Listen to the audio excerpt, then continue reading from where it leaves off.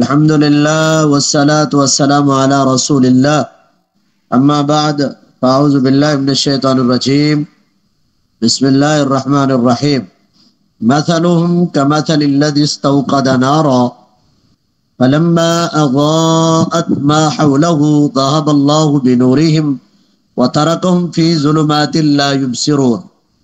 مثلهم ان کی مثال کمثل اس جیسی ہے یا اس شخص کی طرح ہے. الذی آگے الذی جہاں پر بھی آئے گا اس کا معنی ہوگا وہ شخص یا اس شخص. جہاں پر کلذی آتا ہے تو اس کا معنی کلذی کا معنی ہوتا ہے اس شخص کی طرح. الذی ہے تو اس شخص کی جیسے یا اس شخص کی مثال. استوقدا جس نے جلایا النارا آگ کو. فلما پس جب اضاءت روشن ہو جاتی ہے روشن کر دیتی ہے ما حولہ جو اس کے ارد گرد تھا یا ہے.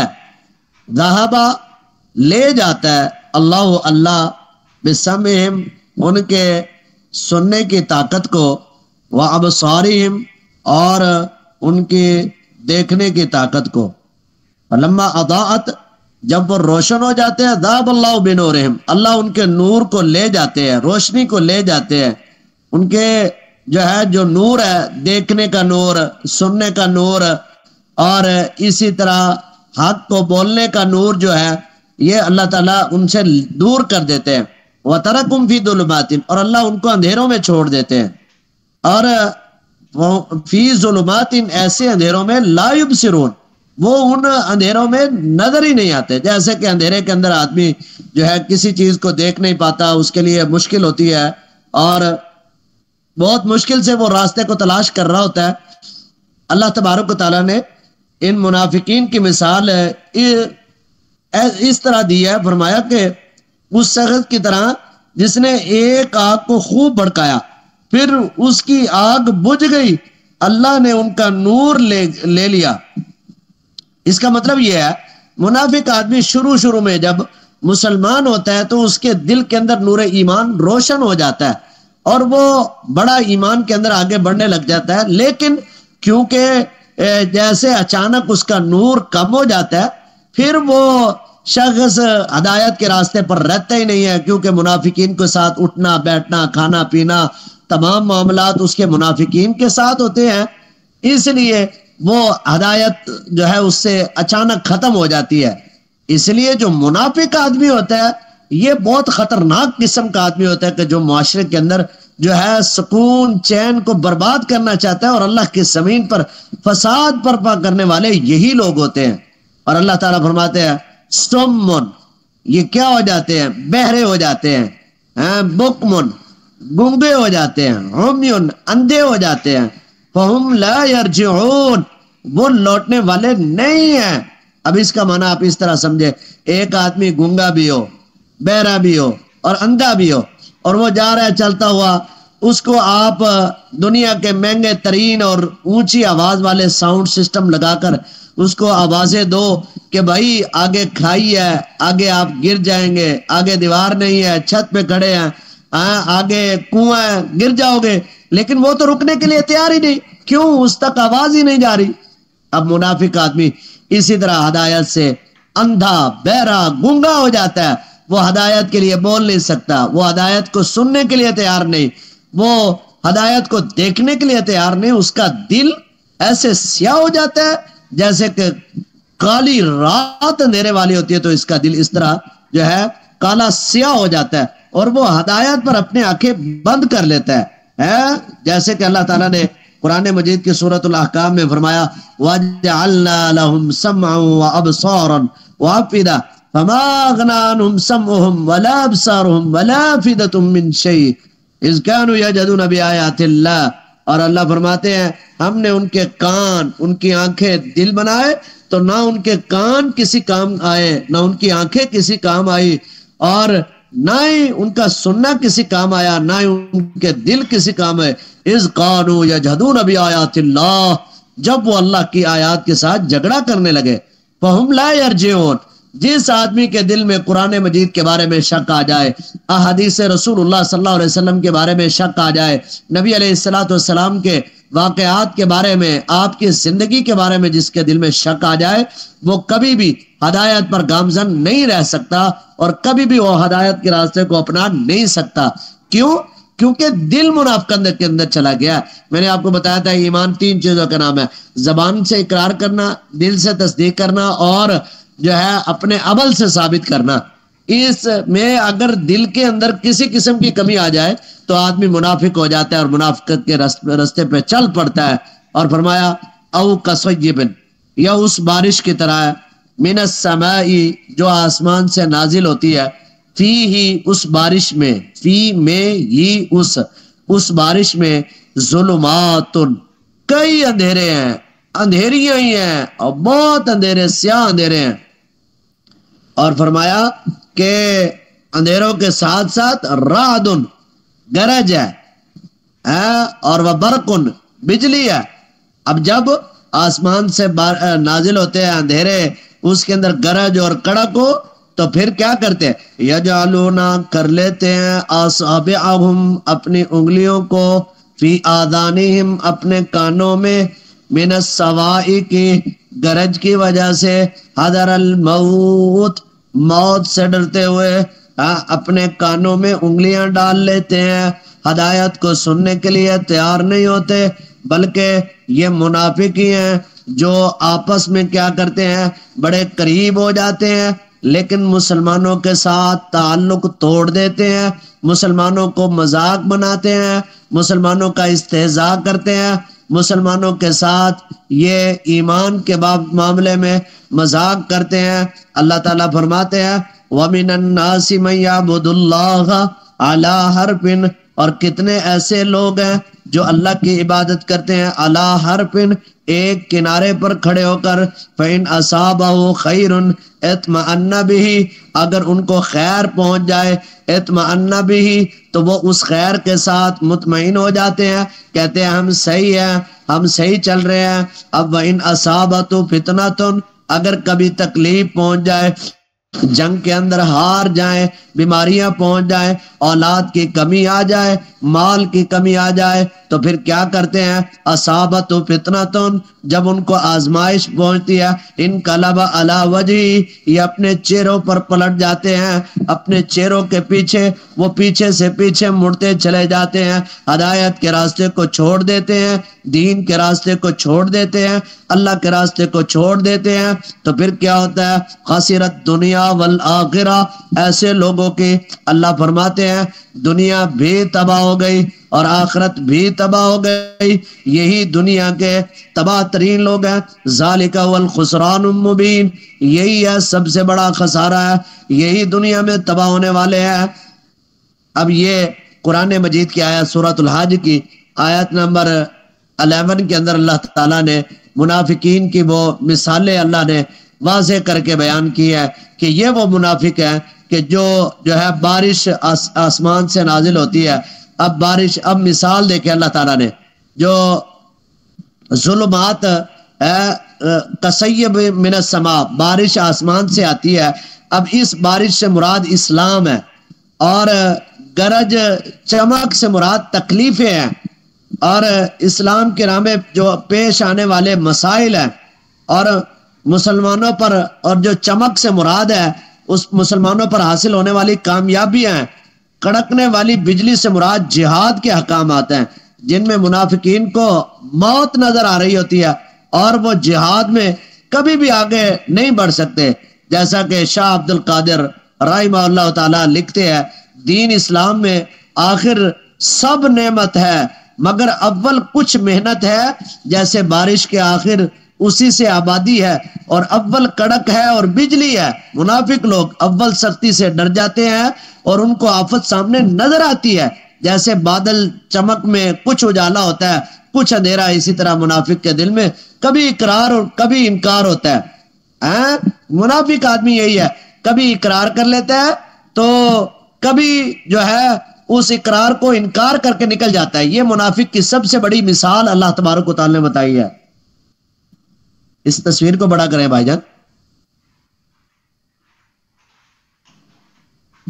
عبدالعظیم بھائی یہ تصویر چھوٹی کیوں کر دی آپ نے؟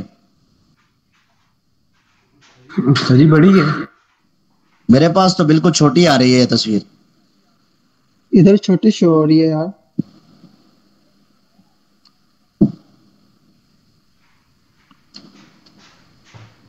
واللہ میں بھی چھوٹی محیط شو ہو رہی ہے. بالکافرین، اللہ تبارک و تعالیٰ کافروں کو گھیرنے والا ہے. کیوں؟ اللہ تبارک و تعالیٰ کبھی بھی، اب یہاں پر اللہ نے منافقین کو کافر کہا ہے. بات کو سمجھ لیں، جو منافق ہوتا ہے نا وہ دل کے اندر ایمان کو چھپاتا ہے اور بغض کو بھی چھپاتا ہے. اس کو پتہ یہ چل جاتا ہے کہ جو ہے یہ ایمان ہے اور یہ منافقت ہے اور یہ دین ہے. اور جو ہے اب اس کو سمجھے، اللہ تعالیٰ نے یہاں پر منافقین کو کافر قرار دیا ہے. کیا مطلب؟ کہ جو ایمان اپنے دل میں لانے کے بعد چھپا لے اور اس کو ظاہر نہ کرے تو جو ہے یوں سمجھو کہ وہ سب سے بڑا کافر ہے، اور اللہ تعالیٰ ان کافروں کو کبھی نہیں چھوڑنے والے. دیکھیں منافق تھا عبداللہ ابن ابی، نبی صلی اللہ علیہ وسلم کے ساتھ جو ہے جہاد کرنے کے لیے بھی نکلا، اور جو ہے آپ کے پیچھے نمازیں بھی پڑھا کرتا تھا اور داڑھی بھی بڑی رکھی ہوئی تھی، لیکن اس نے دل کے اندر ایمان کو چھپا لیا اور کفر کو اس نے ظاہر کیا. اب یہ اس کی ایسی حرکتیں تھی کہ ہر جگہ پر مسلمانوں کو تکلیف دینے کی کوشش کرتا تھا، اور رسول اللہ صلی اللہ علیہ وسلم کو اس نے اتنے سخت الفاظ استعمال کیے، کہا کہ لَنَخْرُجَنَّ الْأَعَدُّ مِنْهَا الْعَدَلِ، کہ ہم جب مدینے جائیں گے نعوذ باللہ استغفر اللہ، کہ ہم عزت والے ذلیل محمد اور اس کے صحابہ کو مدینے سے نکال دیں گے. اور ظاہری طور پر کہتا تھا کہ مجھے آپ سے پیار بڑا ہے، آپ بن جیا نہ جائے، آپ بن سوچا نہ جائے، آپ کے ساتھ محبت بڑی ہے، آپ کے ساتھ پیار بڑا ہے، آپ کے بغیر تو میں جی نہیں سکتا. لیکن اللہ تبارک و تعالیٰ کو اس کے یہ لفظ اتنے برے لگے، اللہ نے قرآن مجید کے اندر اس کی اس برائی کا ذکر کیا، قیامت تک اس کی منافقت کا ذکر ہوتا رہے گا. اب جب اس کا بیٹا عبداللہ مسلمان ہو گیا تو اس نے اللہ کے نبی سے آ کر کہا، اللہ کے نبی مجھے پتا ہے آپ، میرا والد آپ کے خلاف بڑی سازشیں کرتا ہے اور آپ اس سے بہت تنگ ہیں، اگر آپ اس سے بہت زیادہ تنگ ہیں تو آپ مجھے حکم کریں، میں اپنے والد کا سر قلم کر کے آپ کے قدموں میں لا کر رکھتا ہوں. آپ علیہ الصلوۃ والسلام نے فرمایا نہیں قتل نہیں کرنا. کیوں؟ کیونکہ نیا دور اسلام کا، اور جو ہے کافر کہیں گے، یہودی کہیں گے دیکھو محمد جو ہے اپنے صحابیوں کو، اپنے ساتھیوں کو ہی مار رہا ہے، تو اس لیے ہم قتل کرنے کی اس کو کبھی نہیں کوشش کریں گے.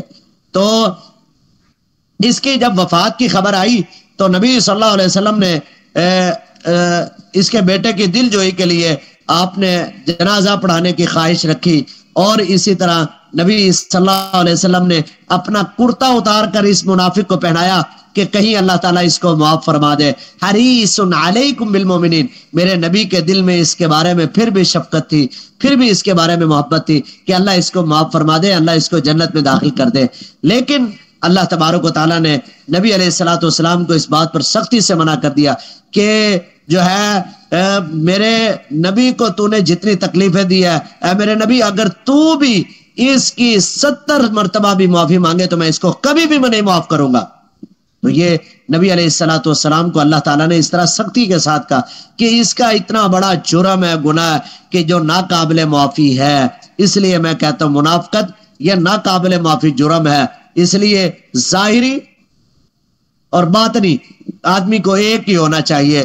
اللہ تبارک و تعالیٰ مجھے اور آپ کو ظاہر اور باطن ایک ہی رکھنے کی توفیق عطا فرمائے، اور ایمان کی تینوں قسمیں میرے اور آپ میں اللہ بدر جائے اتم پیدا کرنے کی توفیق عطا فرمائے. حدیث کا سبق نکالیں. حدیث آج ایک ہی پڑھیں گے، 2 کل پڑھیں گے. ایک حدیث ہے لا تحقرن من المعروف شیئا، کہ کبھی بھی کسی نیکی کو حقیر نہیں سمجھنا چاہیے.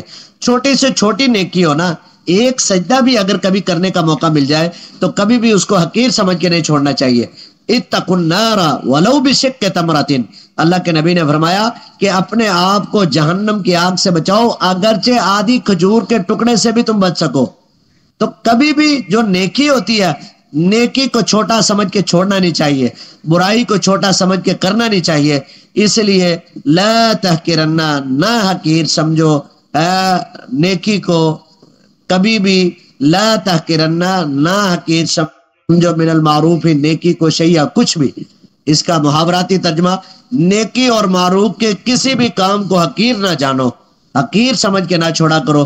جو مومن ہوتا ہے وہ نیکیوں کے لیے محنت کرتا ہے.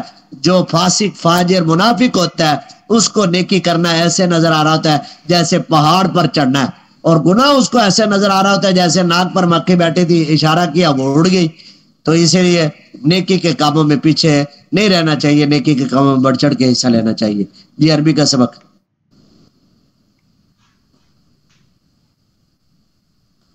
آج ناخن کی قسمیں ہیں فی تقسیم الاظراف، تقسیم فی میں تقسیم اظراف ناخن، ناخنوں کی تقسیم کا جو ہے ہم پڑھیں گے.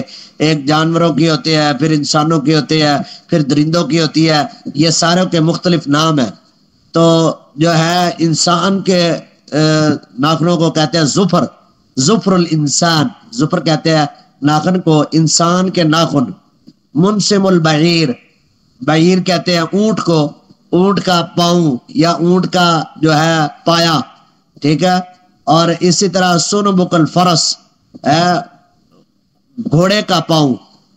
زلف الثور، بیل کا پاؤں. برسن السبع، کسی درندے کا پاؤں. مخلب الطائر، کسی بھی پرندے کے جو پنجے ہوتے ہیں اس کو کہا جاتا ہے مخلب، مخلب الطیر. برسن السبع، سبع کہتے ہیں درندے کو. اور اسی طرح زلف الثور، ثور کہتے ہیں بیل کو. اور اسی طرح سنبک الفرس، گھوڑے کے جو ہے ٹاپ یا گھوڑے کے پاؤں. اور منسم البعیر، بعیر عربی میں کہتے ہیں اونٹ کو. اور ظفر الانسان، انسان کے ناخن. یہ سبق آپ اچھے طریقے سے یاد کریں. اللہ تبارک و تعالیٰ آپ کو صحت ایمان والی لمبی زندگی دے. اللہ آپ کو برکتوں اور رحمتوں سے نوازے. اللہ آپ کو خوش رکھے، آباد رکھے.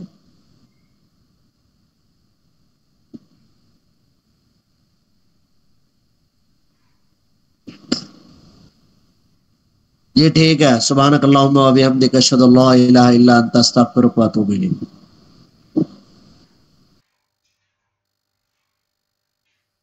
السلام علیکم ورحمۃ اللہ. استاد جی کو آج جلدی تھی، میں نے کسی ضروری کام سے جانا تھا، اس لیے آج سوال جو آپ کا سیشن نہیں ہوا، تو انشاءاللہ کل سے کریں گے ہم. تو آج کے لیے معذرت.